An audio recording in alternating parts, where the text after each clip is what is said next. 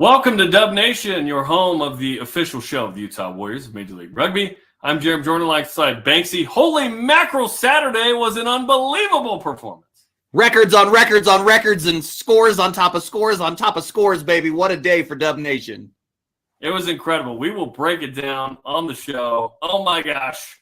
MLR records. It wasn't just franchise records. It was MLR records. It was amazing. Okay, and in case you missed it, Paul Lasike, the Harlequins tweeted this out. Played 6 minutes worth of guitar songs, singing, playing. He's incredible, by the way. He's coming home to Utah soon, baby. I think his second career after he's done with rugby, maybe start cutting some albums, and who knows, man, Grammy Awards in Lasike's future.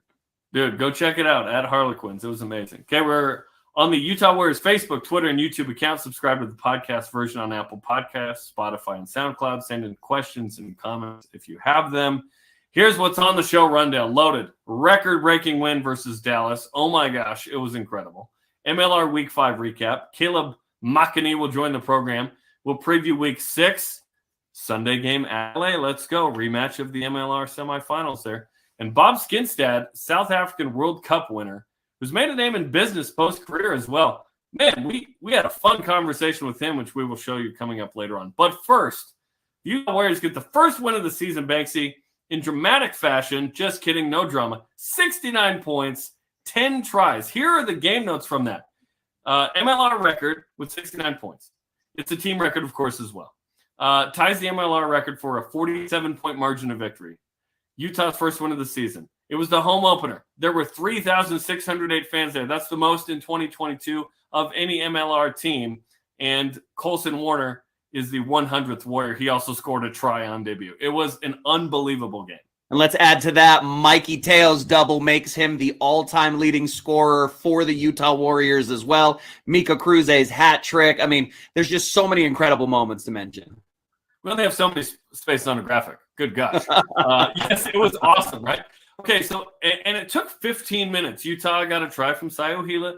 Clevin Lobster made a penalty goal, 10-0. Tomasi Tonga scores another try. How about that? Back to the games to make it 15-0. And the Warriors were off and running. It was incredible. The inside gap from Tomasi in the left-hand fend, similar almost to what he did last week. A great showing from him. He was a dominant force, and they had to mark him all game long. And he boots the ball after as well. He was that excited. Fired up, scoring in front of the home fans, in front of his family and friends and former teammates. It was a good home debut for Tomasi. I think Billy Rathule, our producer, caught that ball, which was pretty exciting. Okay, penalty goal for Dallas after that makes it 15-3. Niall Saunders' box kick.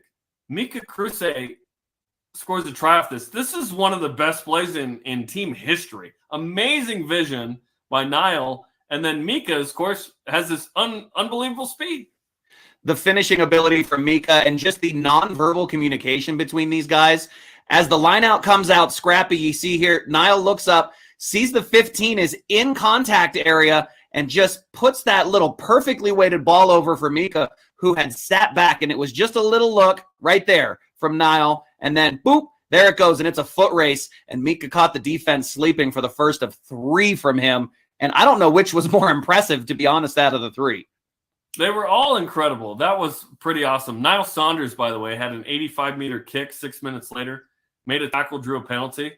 That was one of the greatest plays I've ever seen in rugby. Niall was so good in this game. Okay, so at halftime, it's 22-3.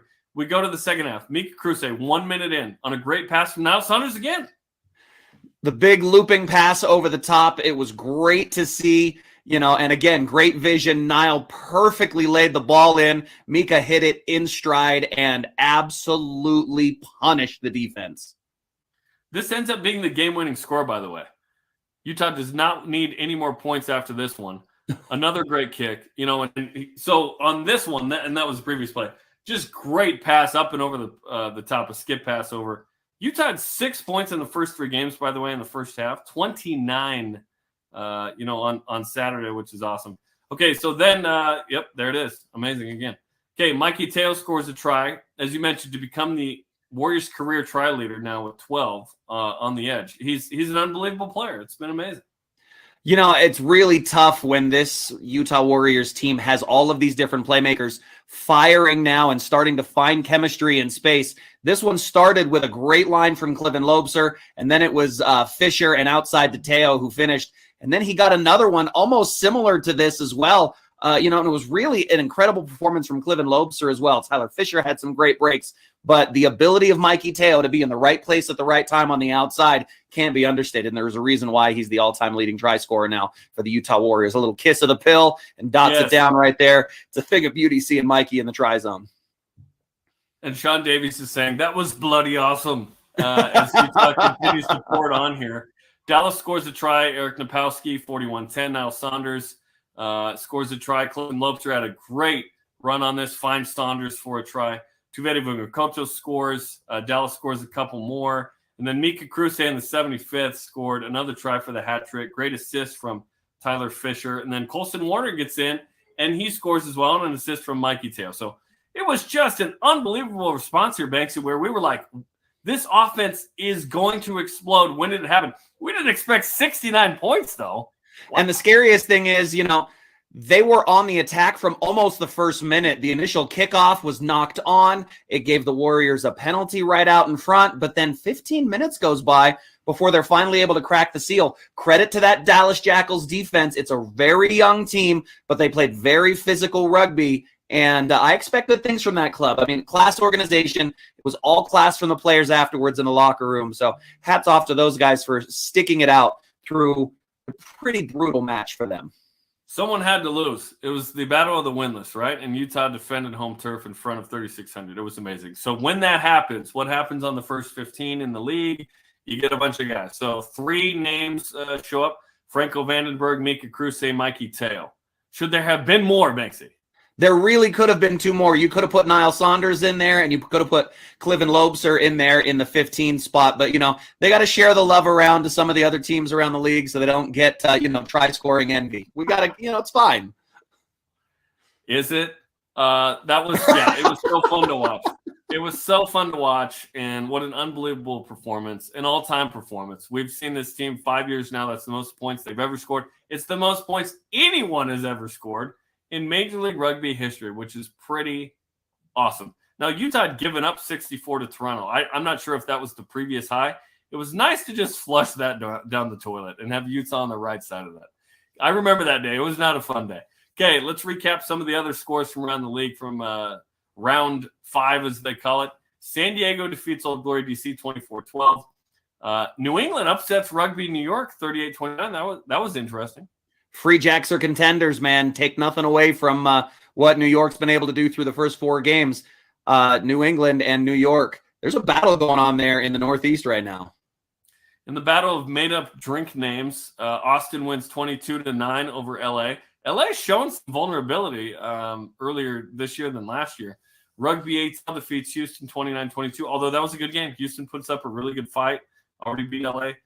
Warriors, of course, we mentioned. And then this was, perhaps the game of the week was NOLA taking down Seattle on the road.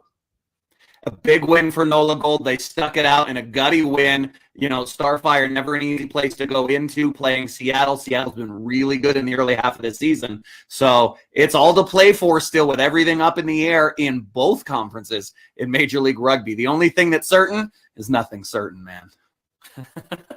Exactly. You like that? It was good, huh? I wrote that down earlier. Write that down. I'm sure you're not the first one to think of it. Yeah, let's take a look at the standings in the West. Austin on top with 23 points. San Diego with 20. Seattle with 15. Houston with 11. LA at 9. Utah at 8.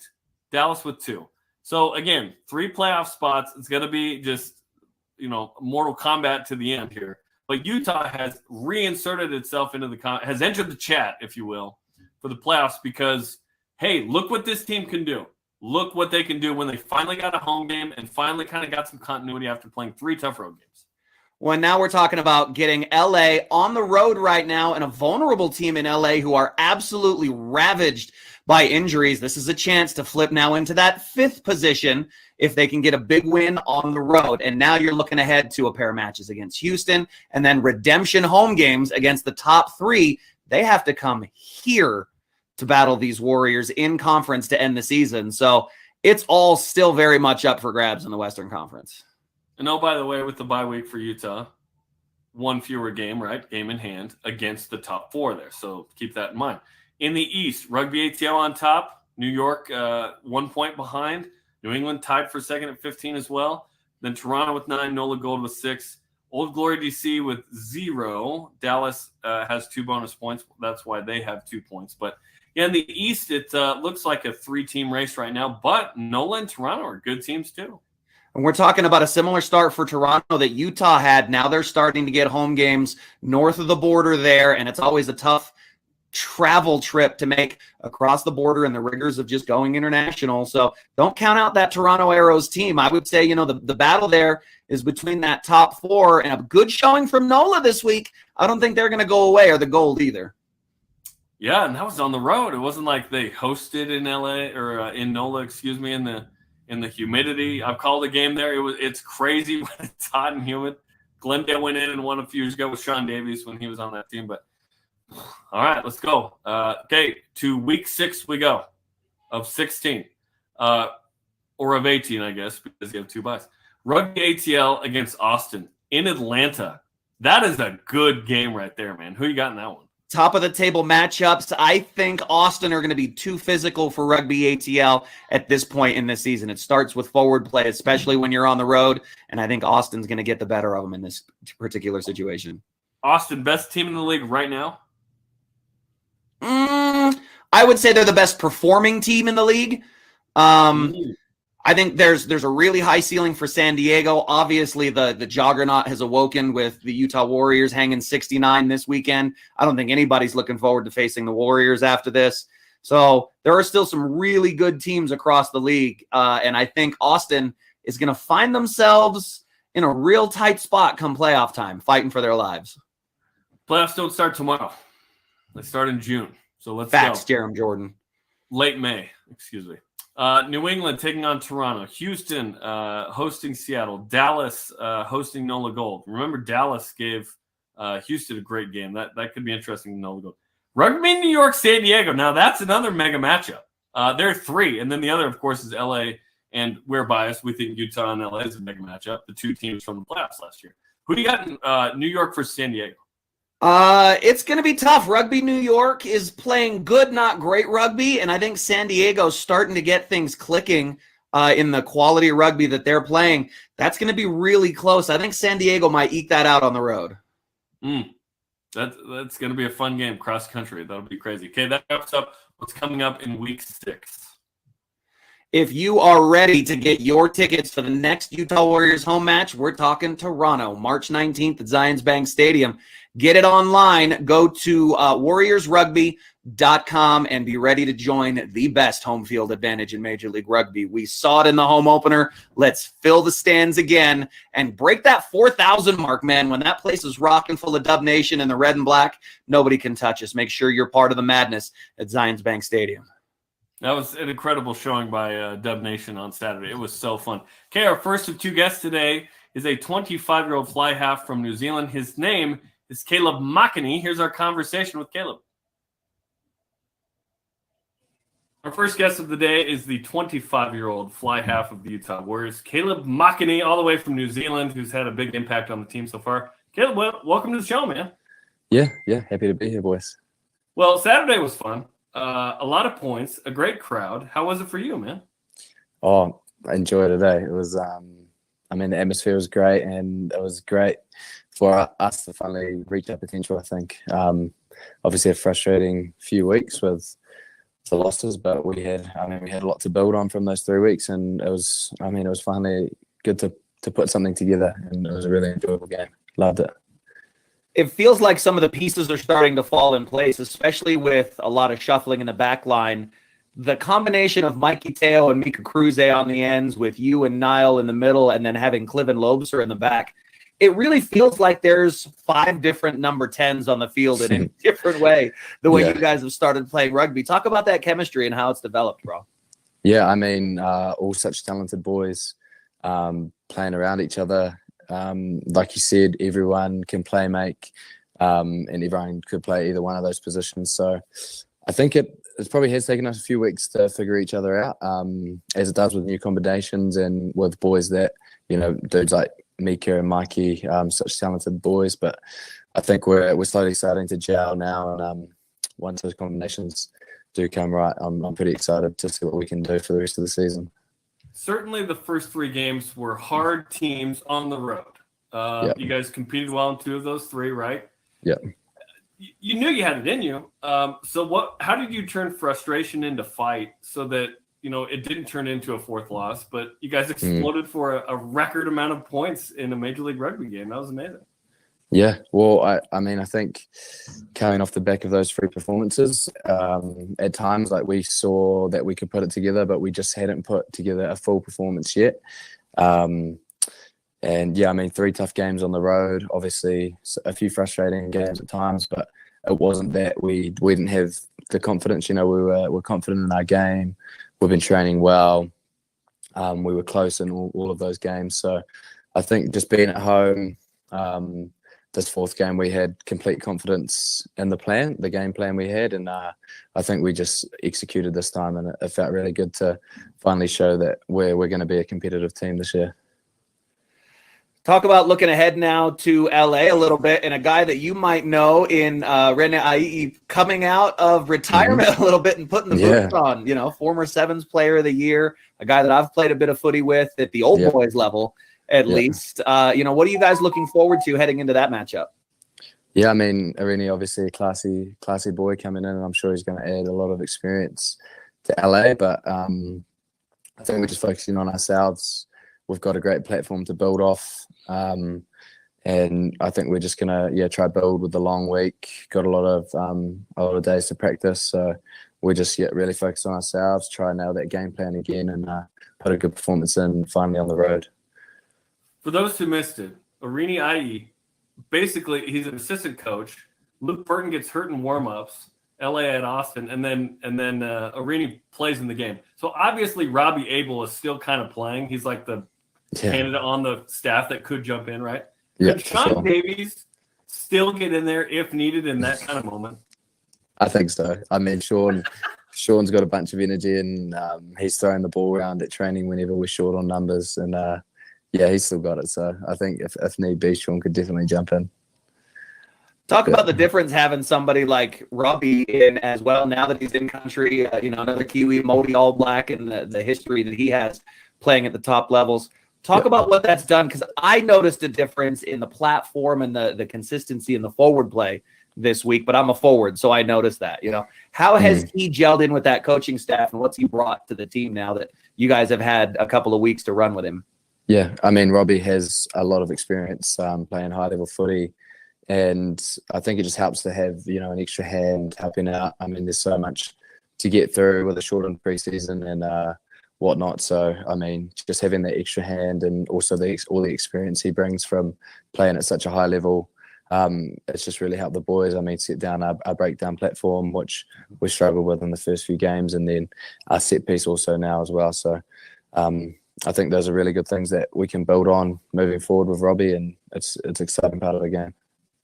Talking to Caleb Makene, fly half on the team.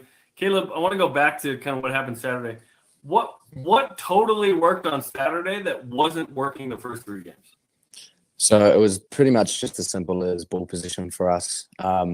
We've been achieving a lot of our game plan in the first 3 games, but we just couldn't hold the ball. Look at our turnover rate in all 3 games. We're turning over possession, more than 10 plus times a game. And any performance, it's going to make it hard to win a game when you're turning over the ball, because it's just hard to convert pressure into points that way. So I think we just held the ball this game, got our set piece right, and that meant that we could convert pressure into points, whereas the first 3 games, we couldn't do that. Let's go back to some culture and chemistry questions here. I got a chance to watch you guys in training a bit Monday, and as you guys win the rounds, there's really good energy among all of the boys, and I learned a little something about the locker room punishments that you guys have in place. Oh, yeah. Talk about the penalty wheel when somebody commits a professional infraction, like they're late to practice. Yeah. I see Paulie Mullins sporting a new haircut. Yep, I know yep, Mikey Paulie's G. looking good. Mikey G, in the I think, was in a aftermatch. muumuu in the locker room Yep, post game yep. celebrating. He sure What are was. some He other wore things that on the to wheel Egyptian. there that the boys are into if they're late for practice or miss something else? Yeah, I mean, there's a bunch of stuff. You've obviously got, you saw Mikey in the dress after the game, after match dress, dance video. You boys might have saw earlier in the season the dance video, hair alteration, and then there's a bunch of stuff on there. But you pretty much spin, and you can get lucky. You can get a lesser fine, but you can also get one of those ones that, like you see on Paul, a bit of a hair alteration. Although it does look good on Paul. I think it suits him well. A bit of the Joe Marler there. I think it suits him. Yeah. Is that when Bailey was in a dress coming home from Austin? Yeah, sure. The airport. Okay. Yeah. I was like, maybe that's Bailey's thing. I don't Yeah. know. I didn't. Maybe he always wears his dress at the airport. I have no idea. Okay. How's the transition been living in the States? And was this your first time in the United States? Yep. So first time playing professionally overseas. First time I have been to the States before, but first time living in the States. And I mean, the transition's been pretty smooth, to be honest. The Warriors staff are so good at looking after us. They've set us all up, and they've done, I mean, everything to make the transition smooth. So I've been loving every minute, and I've been really enjoying my time here in Utah. So I always ask this of the foreign guys as they come over here. What's the reaction like when you tell people back home, "Oh, you're going to America to play rugby"? Yeah, well, I guess it's a mixed reactions, because some people don't really know how the level of the comp yet, but I mean, it's a growing comp, and I think we'll see in 5 to 10 years a lot more players wanting to come over. But yeah, I think the appeal is definitely the lifestyle over here is so good. You get looked after. You're traveling around the States playing footy, so it's definitely a great lifestyle. How was Saturday on your best days of rugby in your life? Because you scored an MLR record 69, you tied the record for a 47-point win, and then the most fans that have seen a match this year, and one of the best crowds in MLR history, 3,608 showed up. That was pretty awesome. Yeah, I mean, the crowd's awesome. Like, to have that number and to have them so loud, it's a pretty cool experience. And I haven't really experienced, I guess, all the extra that comes with the home game, running out to cheering fans and even the fireworks and everything. So it's a very different experience for me, and it was pretty cool. And also just really happy to get a performance that we can be proud of, because I mean, the boys have been working so hard over the past 6 weeks, and it does feel really good to finally put something together. Bro, I got nothing else for you, man. Congrats on an impressive performance and an impressive win, and can't wait to see you put it to them in LA, brother. Yeah, cheers. Thanks very much, boys. Cheers for having me. Thanks, Caleb. We appreciate it, man. All right. It's been a nice addition, and I think moving Caleb Makene from 15, you're in the hood now. You cold? I feel like I got it. Like, it's what the cool guy thing is, right? Like, Caleb's done it. I gotta, I gotta keep up with these kids. I don't have a hood. I think they found the right combo of Caleb at 10 and Cliven at 15. Perhaps gives us a different look. What do you think? The chemistry has just been unbelievable, and it's just finding the right guys in the right place at the right week for what they're trying to do. And watching them in training, really, it doesn't matter if it's, Cliven, if it's Caleb, if it's Mikey, if it's Mika, if it's Danny, if it's Niall, depending on where they are on the field and what is in front of them, these guys have the ability to insert, to back off, to move and to adjust to any situation. It really is something special to watch in the way that they prepare for a game and the way they look at their attack now with these guys in these positions. It's so fun to see it just come together in a match, because we knew Niall was a baller, and we'd seen these spurts of like, oh my gosh, he's so fast. Oh my gosh, his decision-making is excellent. Mika is a guy that, if you saw the player profile this week on him, multiple guys were like, he can just roll out of bed and do that, like literally. He has a hat trick, and Tomasi scores, the young guy, and we get like Calvin Whiting's coming off the bench. There are Eagles coming off the bench for the Warriors, which is super awesome. So we'll see what happens this week, which brings us to the preview of Utah and LA. It's coming up Sunday, March 13th, 5 Mountain Time. You can watch it on FS2, stream it on KSLSports.com, the Rugby Network. Well, actually, I think it's just FS2 in this case when it's national. We've got the radio call on ESPN 700 and 960. First matchup since the playoffs. That was a disappointing loss where Utah lost 17-13, led late. It's a different LA team. It's a bit of a different Utah team. What do you think of this matchup now in 2022? I think last year Utah showed, especially in that semifinal match and that final game of the year even, that they can go toe-to-toe with anyone in this league and be as good as anybody for, in this particular case, 82 and a half minutes. I mean, when you talk about the Warriors being a play shy of playing for a championship in Major League Rugby last year, that's really what it came down to. It was one moment and some special magic from Ryan James. Now, this is not that same LA team. They're missing a couple of veteran leaders. They have been ravaged by injury. But don't forget, there are still weapons on that team, least of all not which is their 42-year-old fly half now with Oreni Ai coming. Remember, he kicked all 9 points for them last week. And now when he's actually going to prepare to play in this game, he is electric still to this day with the ball in his hands. He's such a fun player to watch and an incredibly nice guy. So there is talent all over the pitch. And let's not forget, Hanko Kirschmiss is in that lineup as well. So there's a lot of potency and versatility in this LA Giltinis offense. They're good, no doubt. Are they going to put it together for this particular matchup? Because last week they did not. Granted, Austin's playing really well right now, as he talked about. So Utah did win the last regular season matchup. LA didn't send all their guys, but Utah took care of business at home, 34-29, won by 5. The previous matchup was at SoFi Stadium where the Super Bowl was played in LA. Utah lost that 38-27. So these have been 3 interesting matchups, the last 2 of which have been 1-score games, which is pretty crazy. So 1 and 2 all time against LA, all 3 last year, of course, second year for the Giltinis. A couple players to watch. You mentioned Hanko Homicide. I never know how to actually say his name. I've heard it a million times. Oreni Ai, you mentioned, the fly half, who probably this week will be stretched out, unlike last week.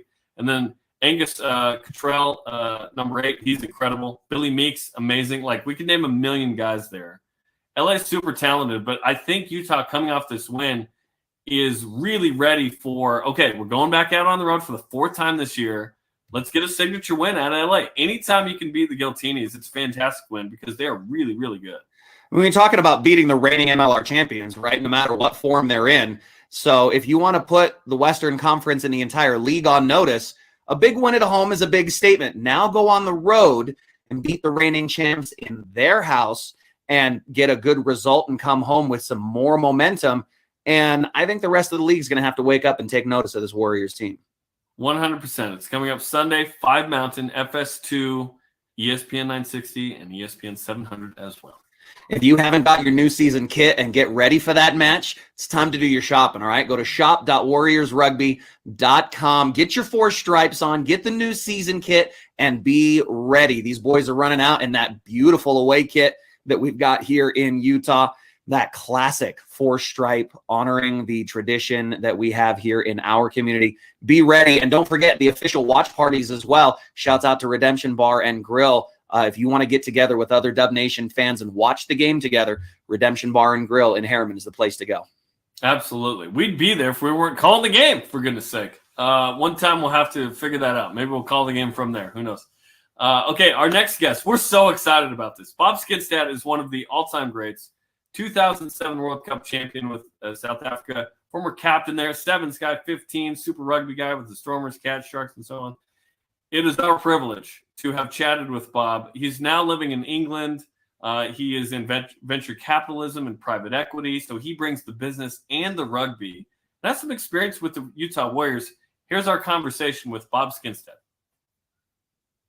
All right, Bob, thanks so much for joining us on the program all the way from England. We had Paula Sike a couple weeks ago. Now we're going back to England and having you on the program. Thanks for being here. Great pleasure, guys. It's fantastic to chat. Anything rugby. It's late at night, and a little bit sleepy this side of the world. But if we're going to be talking the game we love, there's no problem at all. Absolutely, and we're thrilled that we're talking with one of the legends of the game. So obviously, people who know rugby know you from South Africa. For the Americans still getting introduced to it, your involvement as a player was tremendous. and then you've become quite the successful businessman, and you've had your eye on Major League Rugby. So it's been fun to sort of, get this opportunity to chat with you about it. So what's your perception of kind of what's going on in America with rugby at the moment? Look, I think the growth is fantastic. I really think that the game is coming on in leaps and bounds. I think, and you're right. I did quite a deep dive with our team, and I work for a small investment firm, and I mean, we spent 18 months, in and around the team. So we visited. We've been to Salt Lake City. We've been to San Diego. We've been across sort of Texas as it moved. We've been to LA, and we've seen what we think is one of the most amazing markets for rugby.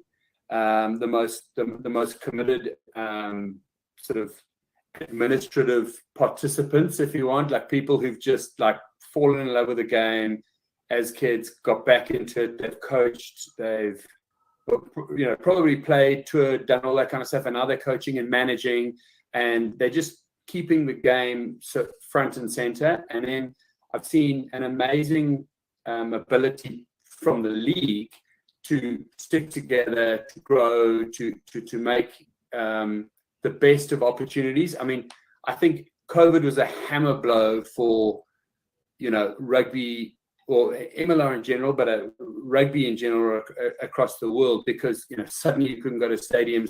When you guys had attendances going up each week, just percentage increases, and then nobody could go anywhere, then people do fall off. But look at the way it's come back. I think what an amazing show of resilience. I love the fact that it's pocketed communities of people who care about the other sports around them, the people around them, the schools, the colleges, etc.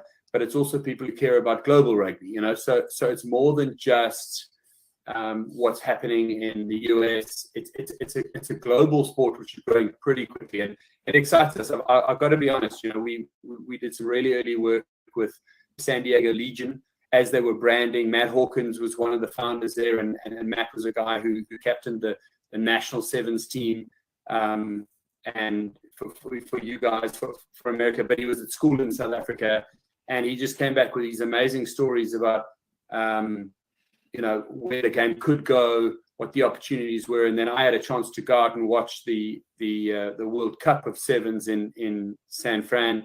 And the hosting was incredible. I mean, myself and my family were there. We're like, this game is born to succeed in the US, which, as everybody knows, is the world's biggest sports market. So I'm just excited about it. I don't know if it's going to happen tomorrow or if it's going to happen in 10 years, but it's going to happen. So I've been spending more and more time in and around the game, and I just love it to bits. I love how excited, that passion for the game is still there, Bob. It's incredible. You were, in your time, one of the first, what I would say, like modern open side flankers in the style of play. You come through that sevens line. You were always out in the open field. You were always incredible at finding space. As one of that kind of first generation modern players, how have you seen the game change now, and how does that reflect in Major League Rugby? Well, first of all, I've got to say that I was known as sitting in the back line, not necessarily doing the work. But now that I see my ear is sticking out a little bit, at least I tackled one or two people. The old the rugby scars that you get. I can't quite fit an AirPod in there, but that's okay. Look, I think rugby's got faster. The guys are bigger, stronger, faster, and we've always worked out contact and collision and being able to be a little bit of both is important.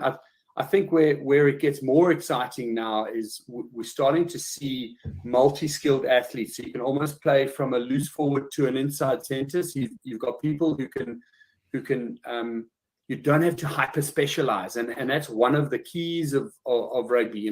We see, obviously props and locks and scrum halves and wingers of different sizes, but everybody's starting to get to a level where you're an athlete, and it's not a case of you do your bit and you rest and then somebody comes on and takes it for you. It's the whole that whole aspect. And I think as a young loose forward growing up, that's what I aspired to. I aspired to being able to do my bit in the tight, but also try and run, try and link with the backs, etc. And we've seen how the evolution of the loose forward has happened. The guys are running, sort of winger type paces for a 50 yards or a what do you call it, the 40-yard dash or 100 yards or whatever, but they're able to make 16, 18 tackles a match and get up. So it's like running cross country with a bear on your back, up a hill, and I think that's the beauty of the quality of the athlete. That's what we asked Banksy to do. We just get ready for the show. So that's interesting that you bring that up. We're talking to. He won't tell you I'm the bear he's got to carry on his back. That's what he's not saying. Yes, and you're the bear, exactly. We're talking to Bob Skinstad from England, legendary player from South Africa, 2007 World Cup champion. I want to talk about South Africans in this league. There are a lot of them, and they're having a tremendous influence in the game. Kind of what's the role of your fellow countrymen in sort of spreading the game in the States, in your opinion? Look, I think rugby is one of those sports where the diaspora is it's very diverse. I mean, rugby only spread through military bases and boarding schools. At the turn of the last century. So if you look now, it's South African kids, Irish kids, Kiwi kids, Australian kids going to the US and trying for some form of college bursary or something like that, because they know that they want to get into the big market, they want to be part of what's happening, and rugby is a sport where they can compete. So I think the contribution is fantastic.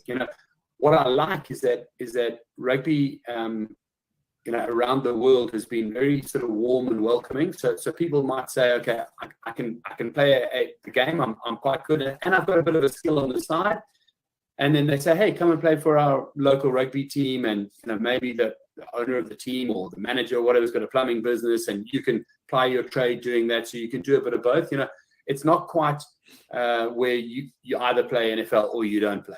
And rugby's had that sort of the traveling man, the backpack over the shoulder. Hey, I can turn out on a weekend, but I can shovel snow on a Tuesday, and before Tuesday practice or Thursday practice. So I think South Africans are good like that. We travel well. So do the New Zealanders, so do the Australians, so do the Irish, and that's where they fit in. They're good team men and they're happy to do the work. So a lot of players in the USA were exposed to the game at the sevens level first. Obviously, the USA National Sevens program has done really well on the international stage, but sevens is in the greater rugby world a very niche part of the game. You made that transition and excelled where a lot of other guys have struggled. So what advice would you give to a lot of American sevens players who are now adapting to the 15s game? What's the biggest adjustment between the two different disciplines to you? Look, it's a great question. I mean, I think I was really lucky. I got into sevens when sevens sevens wasn't a vocation. You couldn't just play sevens. It was something you did for fun in Hong Kong on a weekend. Exactly right. Great weekend away, and there were loads of tournaments like that. But you would sort of get into the season, and your coaches would say, "Hey, you can't go away for the sevens team anymore." And then it became something where there was a circuit, which I think is great, I have to say, and it spreads the game brilliantly. I would say for the players that play sevens, they've got speed, they've got skill, they've got that ability. The transition is about being part of a slightly larger team where you just got to, I don't know, maybe hold your ammo a little bit longer. Like sevens, you're in, you got your 7 minutes, you give absolutely everything, and then you're dead. Like 15s, you still got nuances. There's still, hey, we've had 5 or 6 bad minutes here, guys. We've had a player sent off, but we've made our tackles. We're still in it. You got to make the transition. And I think the best players who've made that transition have understood that you're part of a big, and off the field after the game, you got to transition into being something in a team where other people are like, hey, okay, we're gonna, the big change you want to do overnight, it's actually going to take us 3 months, so calm down. And for me, like sevens was just high impact. Boom, you either win or you're gone. Whereas 15s, you those nuances, and maybe even in the season, you've got a good game, bad game, etc. Sevens, like tournament, is just you close your eyes and you're gone. So I think the best players, they've got enough skill, they've got enough fitness, got enough ability, and definitely got enough speed. It's more about just reacting to the nuances of the game. I wanted to ask you about, you mentioned your time in studying kind of San Diego Legion and the Utah Warriors, kind of what you learned about the Utah Warriors that you think might be successful in the future. Look, I love my time there. You know, Kimball and the guys hosted us. It was amazing. We did three separate trips. I also love my fishing, so it was the right season for that. So I went trout fishing on after the match on the weekend. I think the best thing about you know, the Warriors for me was the sense of community. You know, everybody had that from day one. It was like I think a lot of the guys had school together, and they played sort of their what we would call club rugby. So their university or their college team, and some of them were club and some of them were college together. So they knew each other. The families were supportive. They were around the game. And the community just sort of bought into that. So I think what I was most impressed with was I didn't realize how many people already loved rugby and loved the game and supported the game there. I thought they were sort of trying to, in my opinion, and I'm talking a couple of years ago, I was like maybe selling a new-ish game, but you know, we got there and it was like you didn't have to light the flame. The flame was lit and people were very excited already. So I love that bit. You got to play with, in my opinion, two of the greatest players to ever step on a rugby pitch and I don't think anybody will argue this, in both Oosterand and Just van der Woesthuizen, who were just giants of the game on and off the field, and you were kind of that next generation. What did you learn from being around guys like that about the game and the culture of rugby that you would like to pass on to a newer generation who are picking up the ball now, like these kids playing in the MLR? I mean, that's such a great question. You know, people and Just has passed, and may he rest in peace. What an amazing man of the game. He was like, we were talking about like groundbreaking. He was like a fourth loose forward. He was the first scrum half who was like the same size as all the loose forwards, but just faster and more aggressive and wanted to win. He was just an amazing guy to play with. And, you know, later on in his career, he became a leader in the team, because early on he was just like his own. I mean, he was never negative. Like, just he was in his own bubble. He was just him. No one could keep up with him. No one could compete with him. I mean, you know, he was just out there. And then he actually learned the nuances of team. And I think that was a great lesson for me, is like a guy with that much skill and ability. He could learn to lead early on, and then he could learn to fit in and then bring younger players through. So he was a great example, and we miss him very much. He was a great guy to have in team. And you know, motor neuron disease is one of those terrible things that we see, and it's hugely highlighted in sport because he's such a high profile character. So to watch this friend of yours, and we pushed him around in a wheelchair for the last 3 years, and he knew. So it was a really heartbreaking thing. And to watch the videos of him in his prime and then talk to him, it was just a very heartbreaking experience. But an amazing guy, had a huge, big impact on all of our lives. And then Oosterand was, I mean, probably the most physically capable, strong, sort of uncompromising individual, like the best caricature of a prop that you could get, you know, with a few extra skills thrown in. He could kick the ball, pass the ball, and tackle, and he had speed, but he never went backwards anyway. It's like backwards is not a word that he knew. So it was just an amazing opportunity and privilege to play with him. You know, he was the first guy ever from South Africa to win 2 World Cups, and he won them 12 years apart. If you think about that, for any career that lasts 12 years, let alone a front rower. Well, I was going to say, I mean, you know, why would you be playing in the front row when you're not already grizzly and tough? You know, that means as a 21-year-old kid or 22-year-old kid, he won the World Cup, and then as a 34-year-old man, he won the World Cup. So absolutely amazing, and to have that longevity. Came back from quite a difficult injury. He had a knee injury in the midway through his career, which kept him out for almost a year. and then he came back and was one of the finest athletes ever to play the game. I was going to ask you about Major League Rugby and its role in helping develop the Eagles to where, hey, they not only win the first game in a World Cup, but compete in a World Cup. What role does a domestic league in a country, in your opinion, have on that development? It's huge. I mean, I think, the US sport in general has got a really good leap on the world because the leagues own the sport. And I say this to American guys, and they're like, yes, that's what happens. And I said, no, it doesn't happen everywhere else. The unions participate, but then there's a top-down approach. You're in a league, but the league doesn't protect the league.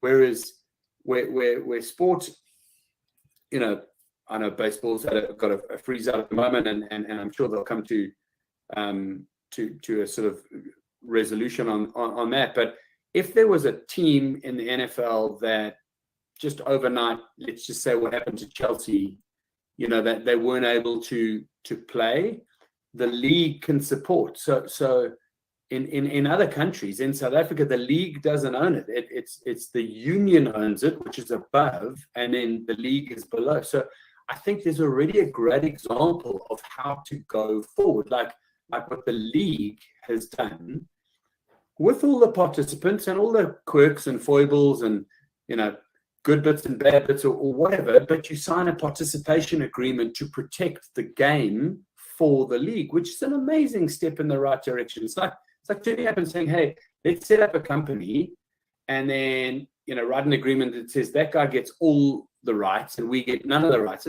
That's not going to work. In a couple of months' time, someone's going to say, okay, can we look at the charter of the company? And they say, I don't want to do that. Like, the league has been set up really well from the very beginning to protect the game, look after the game. So, which means there is a lot of pressure on each team to get involved in the community, to make sure that the game is coached and looked after by the players in the community. They do the extra work. They take the game to, the schools and the clubs that wouldn't have seen it before. They maintain the amount of exposure the kids get to the game, etc. And I think that's where your market has an advantage on everybody else. Selfishly, I wish our markets did that, but the leagues are only now starting to realize that that's how you protect the future of the game. Is you've got to protect the future of the league. And I think you've set it up for success, and that's important for me because it helps each team with their little journey as well. I want to go back to we've seen how that model has almost kind of failed in a sense now in South Africa, which thankfully has opened the door for a lot of those incredible players to come here, but I think the league and the way it's set up now in our 5th year, there is a real palatable energy about it going forward, and not just from the product on the field, but this is my next question to you. How do you see the advantage from a business standpoint in what the MLR has to market to present to the rest of the world, where globally the product is already really familiar? What makes the US market so unique from a business side? I mean, that's easy. In one sentence, size and opportunity. We did our study on the MLR and the opportunity in quite early days, and the women's lacrosse leagues and supporters were bigger than what was happening in rugby officially. But then I went over there and unofficially rugby was much bigger because there wasn't a collective. And now that there's a collective, there's something to hang your hat on, there's something to be part of, there's something to support, there's something to be, it's like, hey, if I'm a rugby fan, sure, I'll do my local club, but what's happening in the MLR?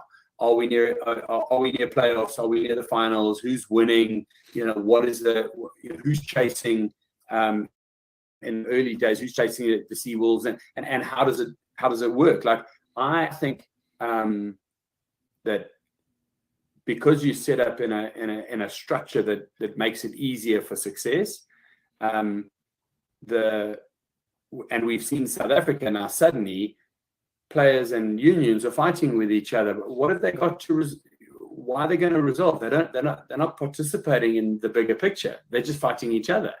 So that they got to learn from what's happening in your league and say, okay, how do we benefit the collective? How do we actually say, okay, we're participating in the URC or whatever it is, and when we're not in the United Rugby Championship in Europe, where do we do our preseason warm-ups? And let's go and play in a market where there's a lot of South Africans. Let's go and play in a market where there's a lot of Irish expats, Kiwis, Wallabies, and where's that? That's the US. So I think it's a huge advantage. Well, Bob, this has been fantastic, picking your brain about rugby, about business, about rugby and business. This has been awesome. So we appreciate the time, and best of luck with everything you're doing. I appreciate it, guys. Great to chat to you. Make contact anytime. I look forward to seeing you now that the world's opening up. I'll be over for last couple of games in the season, and I hope it keeps going so well. Well done.